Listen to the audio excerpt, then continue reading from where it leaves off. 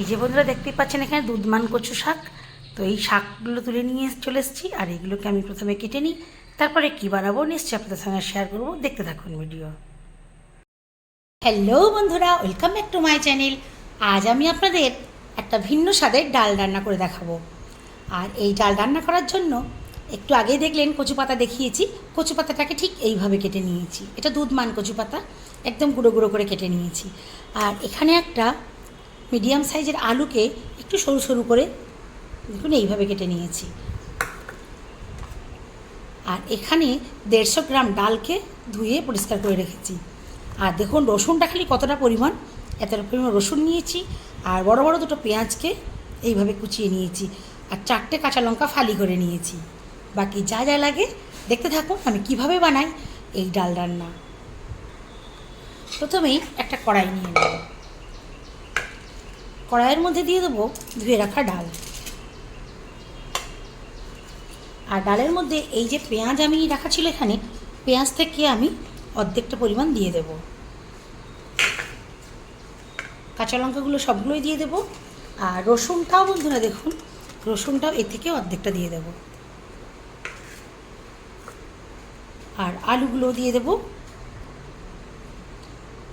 আর এই যে শাকগুলো আছে শাকগুলো এর সঙ্গে দিয়ে দেব। এখন এর মধ্যে আমি এক এক করে মশলা দেব। প্রথমেই দেবো 1/2 চামচের একটু বেশি হলুদ গুঁড়ো। আর যেহেতু কাঁচা লঙ্কা দেওয়া আছে, আর আমি বেশি খুব একটা ঝাল দেবো না, 1/2 চামচের একটু কম দেবো লঙ্কা গুঁড়ো। ধনে জিরের গুঁড়োও দেবো 1/2 চামচ। আর তেলটা যেহেতু আমি 150 গ্রাম ডাল আর আলু সবজিগুলোও আছে, এই জন্য তেলটা আমি দেবো 100 গ্রাম মতো, একটু বেশি পরিমাণ তেল লাগবে। এটা বন্ধুরা এখন আমি টোটাল 100 দিই না, অ্যাকচুয়ালি এটা আমি এখন 75 গ্রাম মতো দিয়েছি। আর 25 গ্রাম তেলটা রেখেছি, ওটা পরে আমি ইউজ করব। এবার একে করতে হবে খুব ভালোভাবে চটকে নিতে হবে। আর এখন অবশ্যই আপনারা নুন দেবেন না, কোনোভাবে নুন দিলে কি হয় বলুন তো, ডালটা সেদ্ধ হতে একটু সময় লাগে। আর ডালটা যাতে খুব ভালোভাবে গলে যায় সেই জন্য নুনটা আমি পরে দেবো।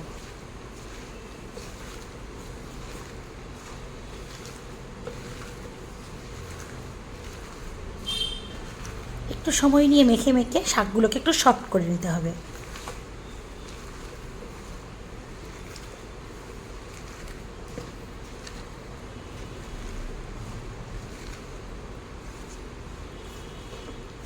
শাকটা অনেকটাই সফট হয়ে গেছে।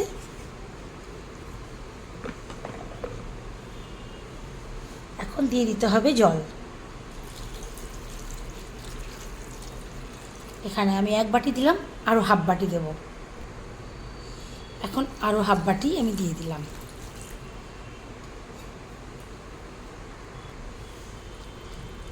এখন একটু হালকা করে নাড়িয়ে দিতে হবে।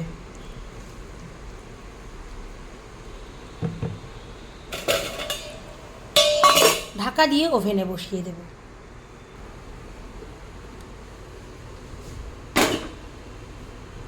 এখন ওভেনে বসিয়ে দিয়েছি, প্রথমে হাই ফ্লেমে মিনিট 2 হতে দেব। তারপর আবারও ফিরে আসছি। ফিরে এলাম 2 মিনিট পর। হাই ফ্লেমে 2 মিনিট এইভাবে ফুটিয়ে নিতে হবে। এখন একটু হালকা হাতে নাড়িয়ে দেব।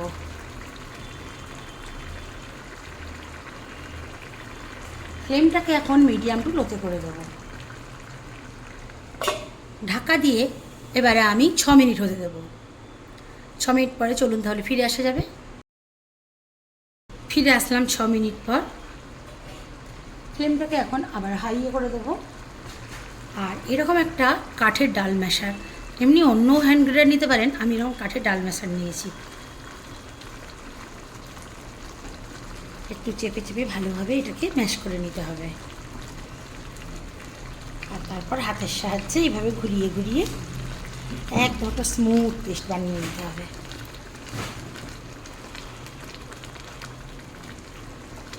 যতটা পারা যায় ভেঙে ভেঙে দিতে হবে আর কি। যদি মনে হয় খুব ঘন হয়ে যাচ্ছে, আপনারা চাইলে এই সময় একটু জল অ্যাড করতে পারেন, তবে অবশ্যই জলটাকে একটু ফুটিয়ে নেবেন।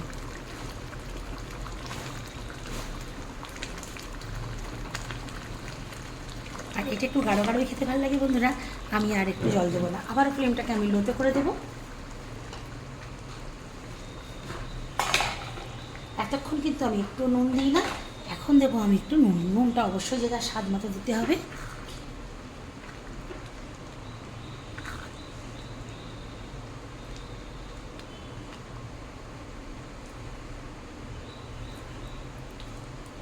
নুনটা একেবারে ঠিকঠাক আছে।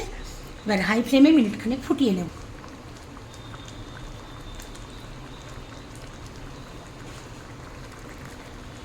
1 মিনিট হয়ে গেছে, এটাকে নামিয়ে অন্য একটা কড়াই বসাবো। এখন ওভেনে আবারও একটা কড়াই বসিয়ে দিয়েছি। কড়াইয়ের মধ্যে দেব সর্ষের তেল। গরম তেলের মধ্যে দিয়ে দেবো 3টে শুকনো লঙ্কা। শুকনো লঙ্কাটাকে হাফ হাফ করে কেটে দেবো। এর মধ্যে দিয়ে দেবো বাকি অর্ধেক পেঁয়াজ কুচি আর রসুন কুচি।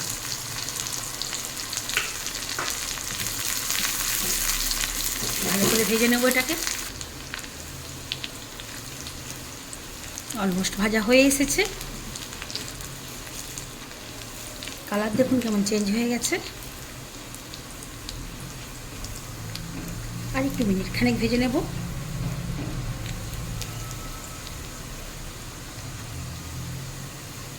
এখন আমি এটাকে নামিয়ে আবারও ওভেনে ডালটা বসিয়ে দিচ্ছি।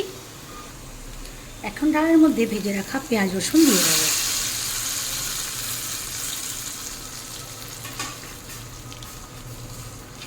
একটু ভালো করে মিশিয়ে দেব।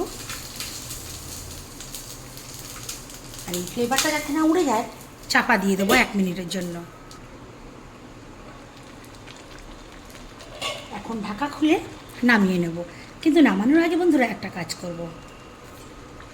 এখন দিয়ে দেবো হাতে করে সামান্য একটু ধনে জিরের গুঁড়ো। তাহলে বন্ধুরা দেখতে পেলেন আমি কিভাবে বানালাম এই ডিফারেন্ট স্টাইলের ডালের রান্না। তো আমার আজকের এই ডাল রান্নার রেসিপিটা আপনাদের কেমন লাগলো অবশ্যই কমেন্টের মাধ্যমে জানাবেন। ভালো লাগলে লাইক করবেন আর আমার চ্যানেলটাকে সাবস্ক্রাইব করে আমার পাশে থাকবেন। এখন দেখলেন ওভেনটাকে আমি অফ করে দিলাম। ঠান্ডা হওয়ার পর ফিরে আসছি। আপনাদের দেখিয়ে দিই কত সুন্দর একটা টেক্সচার এসেছে দেখুন, এত সুন্দর লাগছে। আর ডালের ঘনত্বটা দেখলেই বুঝতে পারছেন কীরকম আছে।